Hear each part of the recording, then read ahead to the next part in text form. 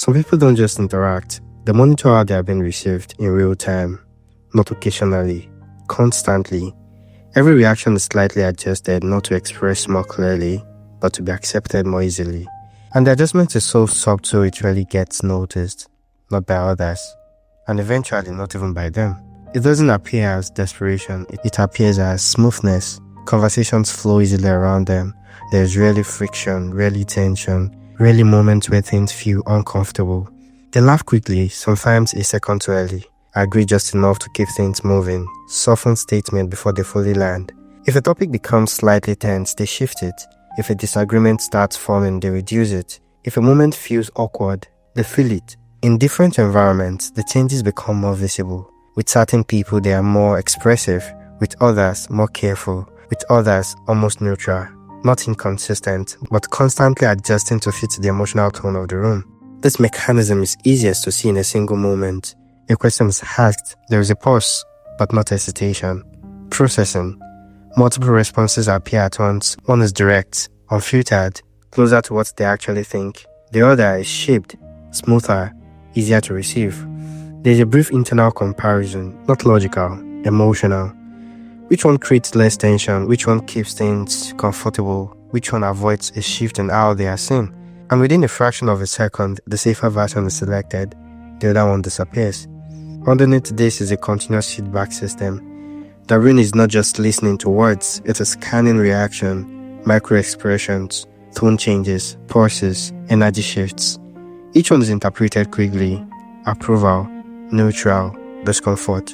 And based on that feedback, responses are adjusted in real time, not dramatically, just enough to stay within what feels acceptable. Over time, this creates a loop: scan, adjust, receive feedback, adjust again. And because the adjustments are small, they don't feel like changes. They feel like natural responses. The system is reinforced quietly.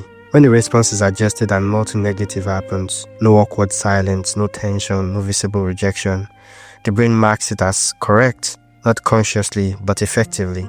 And since the goal is not to gain something, but to avoid something, the absence of a negative outcome is enough.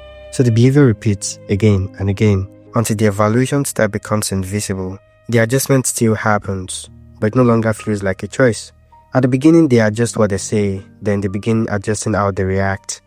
A disagreement is felt, but not shown. An opinion forms, but gets softened. A boundary appears, but it gets delayed. Eventually, something deeper changes. Certain thoughts stop being prepared for expression entirely, not because they are gone, but because they don't pass the internal filter early enough. So they never fully form into something that could be said. They fade before they reach the surface. There are small patterns that reveal the system. A slight delay before answering even simple questions. Frequent use of neutral or flexible language. Quick agreement followed by subtle redirection. A tendency to match tone, energy, and mood almost immediately. There is also a noticeable absence. Clear unfiltered reaction. Not because they don't exist, but because they've been refined before being expressed. From the outside, it looks controlled. From the inside, it feels normal. There is no sense of editing, no awareness of filtering in the most moments. Just a general feeling of, this is the right way to respond. Because the system has been repeated so many times, it now operates below awareness, like instinct. The system works. Interaction stays smooth. Conflict is minimized. Relationships remain stable. But the range of expression becomes narrower. Only what passes the filter is allowed out.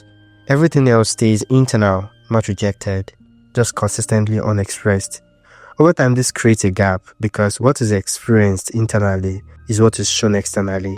This pattern is often misunderstood for kindness or adaptability or emotional intelligence, but at its core, it is driven by something more specific: a sensitivity to disapproval, not dramatic rejection, but small subtle shifts in acceptance. And avoiding those shifts require constant adjustment, constant awareness, constant refinement, until responses are no longer direct, only optimized.